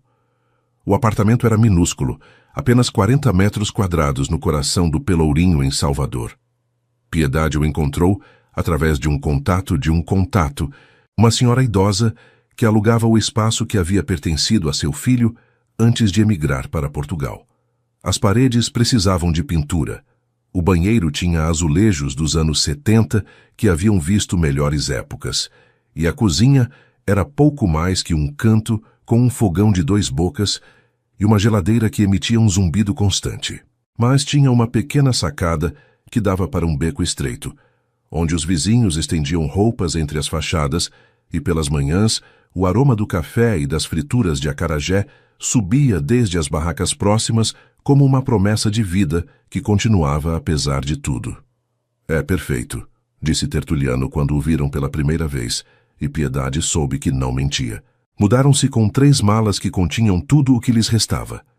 Piedade havia conseguido salvar alguns de seus instrumentos de restauração, os mais pequenos e portáteis. Tertuliano conservava uma caixa de madeira antiga com as cartas de agradecimento que havia recebido ao longo dos anos, testemunho silencioso das vidas que havia tocado. Os primeiros dias foram um exercício de reinvenção. Piedade contactou as paróquias locais, oferecendo seus serviços para restaurar retábulos danificados pelo tempo e pela umidade. Tertuliano, liberado temporariamente de seu trabalho clandestino, enquanto esperava que as águas se acalmassem, encontrou emprego no porto ajudando a reparar saveiros de pesca.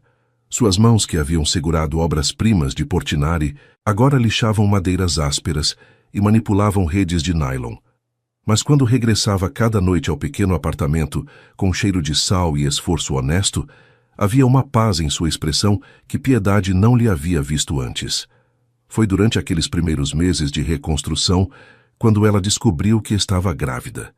A notícia chegou uma manhã de finais de outono, quando as náuseas que havia atribuído ao estresse tornaram-se impossíveis de ignorar.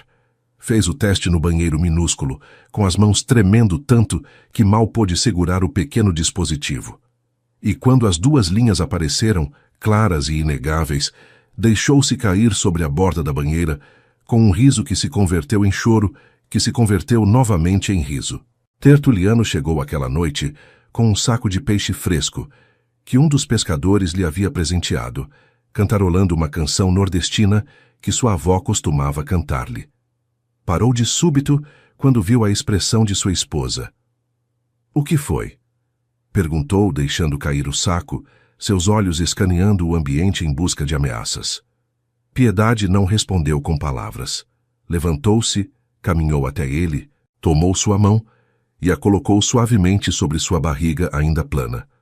O silêncio que se seguiu foi eloquente. Os olhos de Tertuliano se arregalaram, sua boca se abriu ligeiramente, e por um momento pareceu que havia esquecido como respirar. — Você está... Não pôde terminar a frase.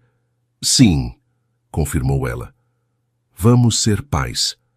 Tertuliano a abraçou com uma força que beirava o desespero, e ela sentiu como todo seu corpo tremia enquanto a segurava. Contra seu pescoço, ele sussurrou palavras em dialeto nordestino que ela não entendeu, mas cujo significado era universal. Gratidão, assombro, promessas de proteção e amor. Aquela noite, deitados na cama estreita que mal cabia no quarto minúsculo, falaram durante horas sobre o futuro, sobre nomes e sonhos e medos, sobre que tipo de pais queriam ser, que valores queriam transmitir, que mundo queriam construir para aquele pequeno ser que crescia entre eles. — Precisamos legalizar nossa situação, disse Piedade em algum momento da madrugada. Não só por nós, pelo bebê. Tertuliano assentiu na escuridão. Dulcineia e eu estivemos trabalhando nisso, admitiu. O divórcio finalmente foi processado há 2 semanas. Somos livres para nos casar de verdade legalmente, quando você quiser. Por que não me disse? Porque queria que fosse uma surpresa. Estava planejando pedir-lhe de novo, fazer certo desta vez, com anel e tudo. Piedade o silenciou com um beijo. Não preciso de anéis nem cerimônias, sussurrou contra seus lábios. Preciso de você, só de você. Casaram-se 1 semana depois, no cartório de Salvador, com 2 funcionárias como testemunhas e suas 3 malas esperando-os do lado de fora. Não houve véus de renda nem mantilhas vintage, nem capelas à beira-mar, nem pétalas de rosa. Só 2 pessoas de pé ante uma mesa de fórmica, prometendo-se o mesmo que já haviam prometido antes, mas desta vez com a força da lei respaldando-os. Quando saíram à rua soteropolitana, com o sol de inverno aquecendo seus rostos e o certificado de casamento guardado na bolsa de Piedade, ambos souberam que algo havia mudado. Não eram já 2 pessoas fugindo de seus passados ou perseguindo sonhos impossíveis. Eram uma família real e legal e tangível, com um futuro para construir juntos. O caminho que restava pela frente seria difícil. Os meses seguintes trariam desafios que ainda não podiam imaginar. Mas naquele momento, caminhando de mãos dadas pelas ruas estreitas da cidade mais africana do Brasil, Piedade sentiu uma certeza que não havia experimentado nunca. Estava exatamente onde devia estar, com a pessoa com quem devia estar, esperando um filho que seria a síntese de tudo o que haviam vivido e sobrevivido. E isso, decidiu, era suficiente. Mais que suficiente. Era tudo. A gravidez avançava com a lentidão exasperante de todas as esperas importantes. Piedade continuava trabalhando nos retábulos das igrejas locais, embora agora o fizesse sentada em vez de subida em andaimes, com pausas frequentes para descansar as costas e acariciar distraidamente sua barriga crescente. O pequeno apartamento do Pelourinho havia se transformado em um ateliê improvisado, onde o cheiro de terebintina se misturava com o das infusões de ervas que as vizinhas lhe traziam para as náuseas. Tertuliano havia deixado o trabalho no porto para dedicar-se a escrever. Durante meses, Havia estado adiando a tarefa que a família do Portinari lhe havia pedido: documentar suas décadas de trabalho recuperando arte roubada. Agora, sentado na pequena sacada enquanto Piedade pintava no interior, digitava freneticamente em um laptop de segunda mão, vertendo em palavras os segredos que havia guardado durante tanto tempo. Era uma vida simples, quase monástica em sua rotina, mas estava cheia de uma paz que nenhum dos dois havia conhecido antes. A notícia chegou durante o 7º mês de gravidez. O médico do pequeno consultório, onde Piedade fazia seus controles, a havia encaminhado ao hospital em Salvador para exames mais detalhados. Os testes revelaram uma complicação, uma placenta que não estava posicionada corretamente, que requereria intervenção cirúrgica logo após o nascimento para evitar uma hemorragia perigosa. O custo era astronômico. Piedade lembra o momento exato em que o médico lhes explicou a situação. Estavam sentados em um consultório pequeno com paredes cor creme e diplomas emoldurados, enquanto a luz do entardecer baiano entrava por uma janela que precisava de limpeza. O especialista falava com aquela mistura de compaixão e profissionalismo que os médicos desenvolvem quando devem dar notícias difíceis. A cirurgia é relativamente simples, se realizada a tempo, explicou. Mas é cara, e seu convênio, receio, não cobre este tipo de procedimento especializado. A cifra que mencionou fez o estômago de Piedade se contrair. Era mais do que ganhavam em um ano, mais do que possuíam em poupanças, mais do que poderiam reunir vendendo tudo o que lhes restava. Tertuliano permaneceu em silêncio durante todo o trajeto de volta ao Pelourinho. Suas mãos apertavam o volante com tanta força que os nós dos dedos haviam ficado brancos, e havia em sua mandíbula uma tensão que Piedade conhecia bem. A frustração de um homem que havia dedicado sua vida a salvar outros, mas que agora não podia salvar sua própria família. Encontraremos uma maneira, disse ela finalmente, colocando uma mão sobre a dele. Ajudei centenas de pessoas, sussurrou ele, e sua voz estava carregada de uma amargura que lhe partiu o coração. Movi milhões em arte recuperada, financiei evacuações impossíveis, comprei a liberdade de famílias inteiras. E agora, quando meu próprio filho precisa de ajuda, não tenho nada. Nada. Piedade não tinha palavras de consolo.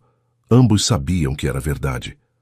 O que não sabiam era que, a milhares de quilômetros de distância, em cidades dispersas por todo o Brasil, algo extraordinário estava começando a gestar-se. Começou com uma ligação de Raimundo. O homem que havia sido o primeiro a recebê-los na ilha estava agora estabelecido em Porto Alegre, onde havia conseguido iniciar um pequeno negócio de importação de especiarias que estava prosperando contra todas as expectativas. Soube da situação, disse, e sua voz transmitia aquela calidez que Piedade lembrava de seu tempo na ilha. Minha comunidade quer ajudar. Não é muito, mas é algo. A doação que enviaram era modesta, mas significativa. E não foi a única. Nas semanas seguintes começaram a chegar transferências de todas as partes. As famílias que Tertuliano havia ajudado durante anos, que agora estavam reconstruindo suas vidas em cidades seguras, haviam se informado de sua situação através de uma rede informal de comunicação que ele nunca soube que existia. Pequenas quantias de pessoas que tinham pouco, mas davam tudo. Artesãos que vendiam suas criações em feiras doando os ganhos. Senhoras idosas que organizavam almoços comunitários onde se pagava o que se podia. Fátima, a mulher síria que lhe havia ensinado a fazer quibes, enviou um cheque acompanhado de uma nota. Quando chegamos à sua ilha, não tínhamos nada. Você nos deu tudo. Agora é nossa vez. A comunidade de uma favela no Rio, onde Tertuliano tinha contatos de seu trabalho anterior, organizou uma feijoada gigante na quadra comunitária. Os lucros foram diretamente para um fundo estabelecido para a família. As mulheres do morro prepararam bolos que venderam depois da missa dominical. Os homens ofereceram horas extras de trabalho, cujos rendimentos doaram integralmente. Em 6 semanas, haviam reunido 90% do dinheiro necessário. Piedade chorou quando viu os totais, não de tristeza, mas de uma emoção mais complexa, mais profunda. A compreensão de que o amor que Tertuliano havia semeado durante anos estava florescendo de maneiras que nenhum deles havia antecipado. "Está vendo?" sussurrou-lhe aquela noite, enquanto jaziam juntos na cama estreita, sua barriga inchada pressionando contra o lado dele. "Não estamos sozinhos. Nunca estivemos sozinhos." Tertuliano não respondeu com palavras, mas seus braços a envolveram com mais força, e ela sentiu como seu corpo tremia, com soluços silenciosos. O choro de um homem que finalmente entendia que a bondade que havia dado ao mundo lhe estava sendo devolvida, multiplicada. O dinheiro restante chegou da fonte mais inesperada. A família do Portinari, informada sobre a situação por Dulcineia, não só cobriu o déficit, como estabeleceu um fundo fiduciário para o bebê. Sua carta era breve, mas comovente. "O que o senhor fez por nós não pode ser pago com dinheiro, mas isto é um começo." O dia da cirurgia. Piedade entrou no hospital de Salvador com uma paz que surpreendeu até os médicos. Tinha medo, claro, mas também tinha a certeza de que, acontecesse o que acontecesse, não estava sozinha, que havia um exército invisível de pessoas em todo o Brasil cujos pensamentos e orações a acompanhavam. E tinha Tertuliano, que não soltou sua mão desde que chegaram, até que os anestesistas a levaram ao centro cirúrgico, prometendo-lhe com o olhar o que as palavras não podiam expressar. Que estaria ali quando acordasse, que juntos enfrentariam qualquer coisa que viesse, que seu amor era mais forte que qualquer complicação médica ou dificuldade econômica. A cirurgia foi um sucesso. O bebê nasceu em uma manhã de outubro, quando a luz do outono baiano pintava o céu de tons dourados que lembravam os quadros de Tarsila do Amaral. Piedade havia passado 17 horas de trabalho de parto, sustentada por Tertuliano, que não se moveu de seu lado nem um instante.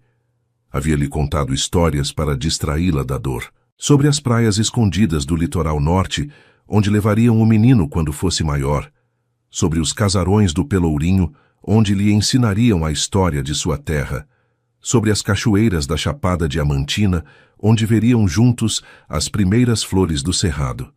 Suas palavras eram um fio de ouro que a mantinha ancorada, enquanto as contrações a sacudiam, enquanto seu corpo fazia o trabalho antigo e milagroso de trazer nova vida ao mundo.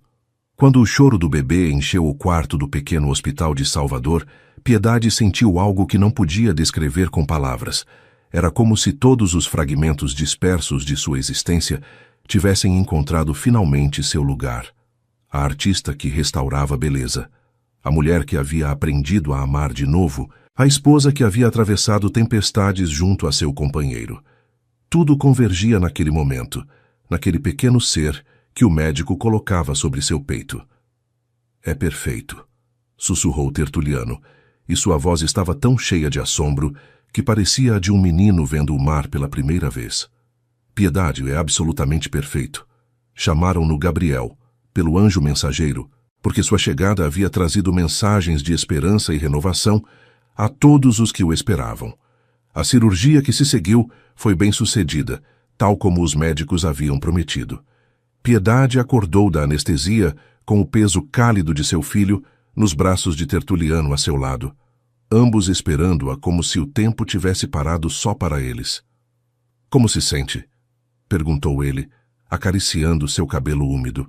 "Completa", respondeu ela. "Pela primeira vez em minha vida me sinto completamente completa. As semanas seguintes foram um turbilhão de noites sem dormir, fraldas trocadas e o assombro constante de ver como aquele pequeno ser humano ia descobrindo o mundo. Gabriel tinha os olhos de seu pai, aquele tom ambíguo que parecia mudar com a luz, e as mãos longas de sua mãe, mãos que algum dia talvez segurariam também pincéis e restaurariam beleza. Foi durante o primeiro mês de vida de Gabriel quando chegou a notícia que mudaria tudo mais uma vez. Os pesquisadores de arte que haviam estado catalogando as obras dispersas da antiga coleção de Tertuliano fizeram uma descoberta extraordinária. Uma das pinturas que ele havia considerado sempre uma cópia, uma pequena tela atribuída vagamente à escola de Di Cavalcanti, era na realidade um original autêntico pintado sobre uma obra anterior.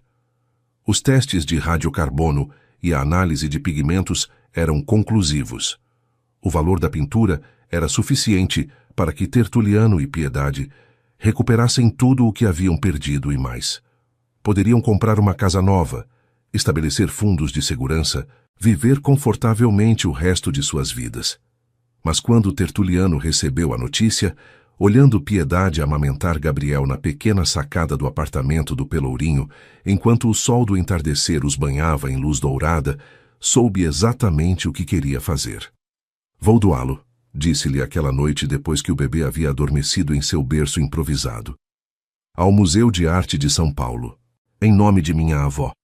Piedade o olhou com aquela expressão que ele havia aprendido a amar, a mistura de surpresa, compreensão e profundo respeito que aparecia quando ele fazia algo que confirmava por que o havia escolhido.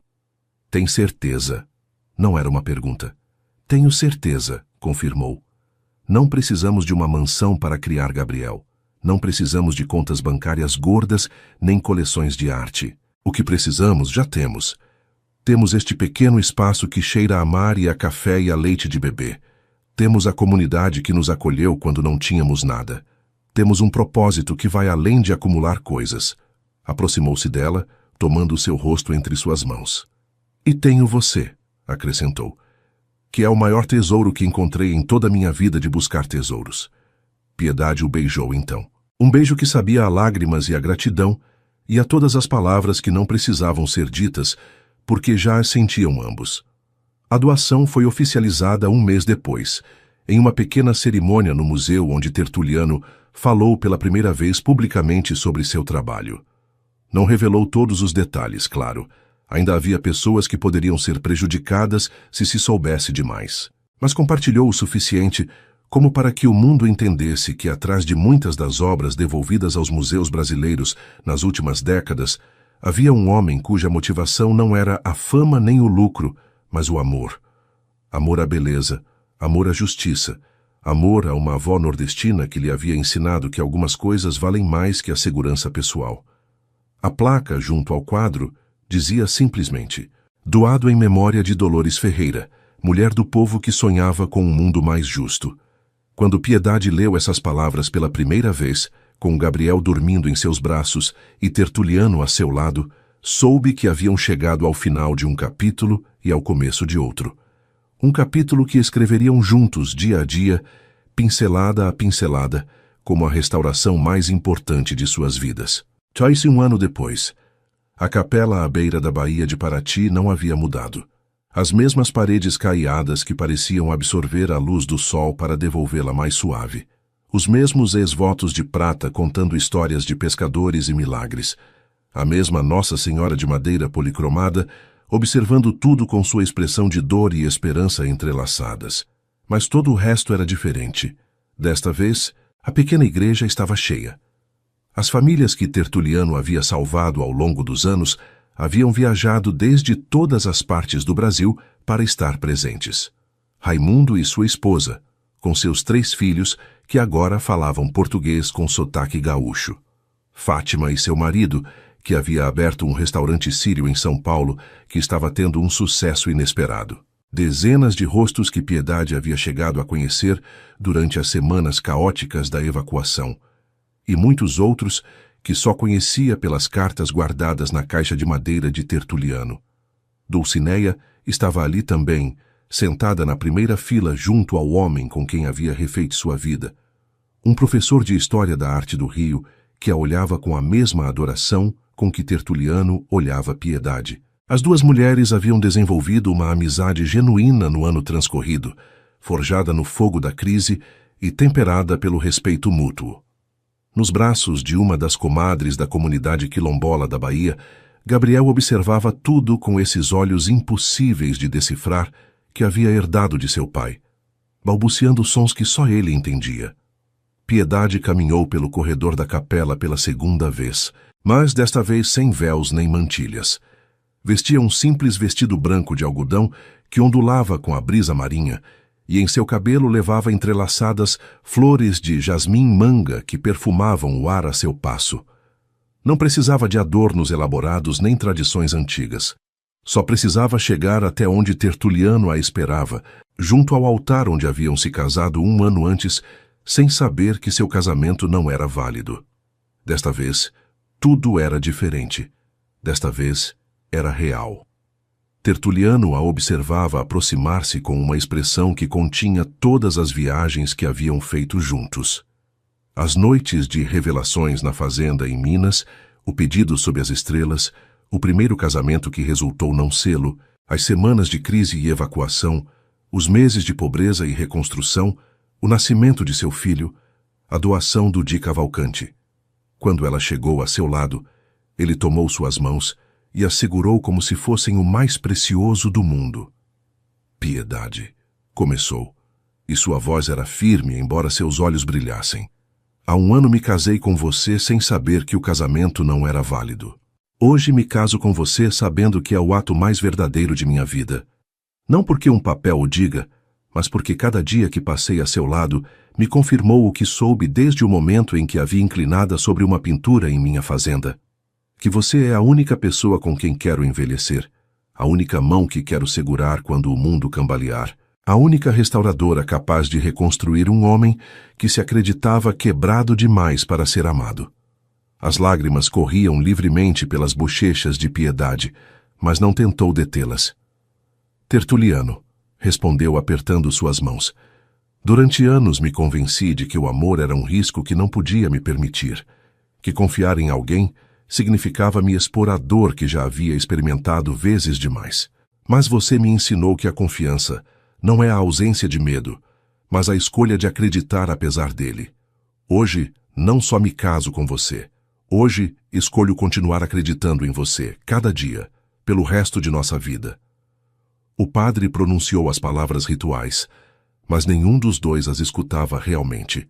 Estavam absortos demais nos olhos um do outro, naquele espaço íntimo onde as palavras eram desnecessárias, porque o amor falava em um idioma mais antigo e mais verdadeiro. Quando chegou o momento das alianças, Tertuliano tirou algo que fez Piedade prender a respiração. Era o anel de esmeralda da baronesa do café, o mesmo que lhe havia dado em seu primeiro pedido. Havia estado guardado todo este tempo, esperando o momento certo. Desta vez, disse ele enquanto o deslizava em seu dedo, está onde sempre deveu estar. Piedade olhou o anel, depois seu marido, depois a congregação de rostos que os observava com expressões de alegria e emoção. Viu Raimundo enxugando as lágrimas com um lenço, Dulcineia sorrindo com genuína felicidade, Gabriel agitando seus bracinhos desde os braços da comadre, como se soubesse que algo importante estava ocorrendo. Confie em mim, sussurrou Tertuliano, repetindo as palavras que havia pronunciado naquela suíte no Rio com as janelas seladas, há uma eternidade e apenas ontem. Piedade sorriu, e em seu sorriso estava contida toda a história que haviam vivido juntos. Os medos superados, os segredos revelados, as perdas sofridas, as vitórias compartilhadas. Sempre, respondeu. E a palavra ressoou na pequena capela como uma promessa e uma certeza. Quando se beijaram, o mar aplaudiu com suas ondas e o vento levou o aroma dos jasmins manga até as colinas distantes. Os convidados explodiram em vivas que misturavam sotaques de meio Brasil, e Gabriel escolheu aquele momento preciso para emitir um grito de alegria que fez todos rirem. Mais tarde, durante a celebração na praia onde haviam sido preparadas mesas longas cobertas de manjares trazidos por cada família, onde a cachaça artesanal fluía livremente e os violões alternavam com canções nordestinas e música baiana, Piedade se afastou um momento da balbúrdia. Caminhou até a beira da água, onde as ondas lambiam suavemente a areia, e ficou olhando o horizonte onde o sol começava a tingir o céu de cores impossíveis. Sentiu os braços de Tertuliano rodeando-a por trás, seu queixo apoiando-se em seu ombro. — No que está pensando?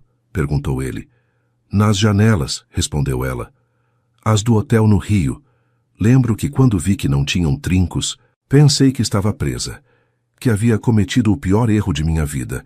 E agora? Piedade se virou entre seus braços, colocando as mãos sobre seu peito, sentindo a batida constante de seu coração sob suas palmas. Agora entendo que não estava presa, estava sendo protegida. e que às vezes as portas que parecem se fechar são, na realidade, as que nos levam exatamente onde precisamos estar. Tertuliano a beijou, um beijo suave que sabia a vinho e a mar e a todas as promessas cumpridas. Eu te amo, sussurrou contra seus lábios, não só por quem você é, mas por quem sou quando estou com você. E eu te amo, respondeu ela, não apesar de seus segredos e suas sombras, mas porque foram eles que te converteram no homem capaz de amar assim. Permaneceram abraçados enquanto o sol afundava no mar, pintando o céu de cores que nenhum artista poderia reproduzir. Atrás deles, os risos e a música da celebração continuavam, uma sinfonia de gratidão e esperança protagonizada por todas as vidas que haviam se entrelaçado graças a um homem que acreditava na justiça silenciosa e uma mulher que acreditava em restaurar o que parecia perdido. Não era um final perfeito, porque a vida não oferece finais perfeitos. Haveria mais desafios, mais segredos a descobrir, mais medos a enfrentar. Gabriel cresceria e faria perguntas difíceis sobre o passado de seus pais. O mundo continuaria sendo um lugar complicado, onde a justiça muitas vezes chegava tarde ou nunca chegava. Mas tinham este momento de paz absoluta, esta certeza de que juntos podiam enfrentar qualquer coisa, este amor que havia sido provado pelo fogo e havia emergido mais forte. Piedade apoiou a cabeça no peito de seu marido, escutando o ritmo de seu coração misturar-se com o som das ondas. Sabe o que mais gosto de nossa história? Perguntou. O quê? Que não está terminada. Que cada dia podemos adicionar uma pincelada nova, restaurar algo que se danifique, descobrir camadas que não sabíamos que existiam. Tertuliano sorriu contra seu cabelo. Então continuemos pintando, disse. Juntos, sempre. E enquanto a última luz do dia se desvanecia e as primeiras estrelas começavam a despertar sobre o mar eterno, Piedade soube com a certeza de quem atravessou tempestades e encontrou refúgio que isso era exatamente o que fariam. Porque o amor verdadeiro não é um destino ao qual se chega, mas uma viagem que se escolhe cada dia. E ela havia escolhido, estava escolhendo, continuaria escolhendo, sempre.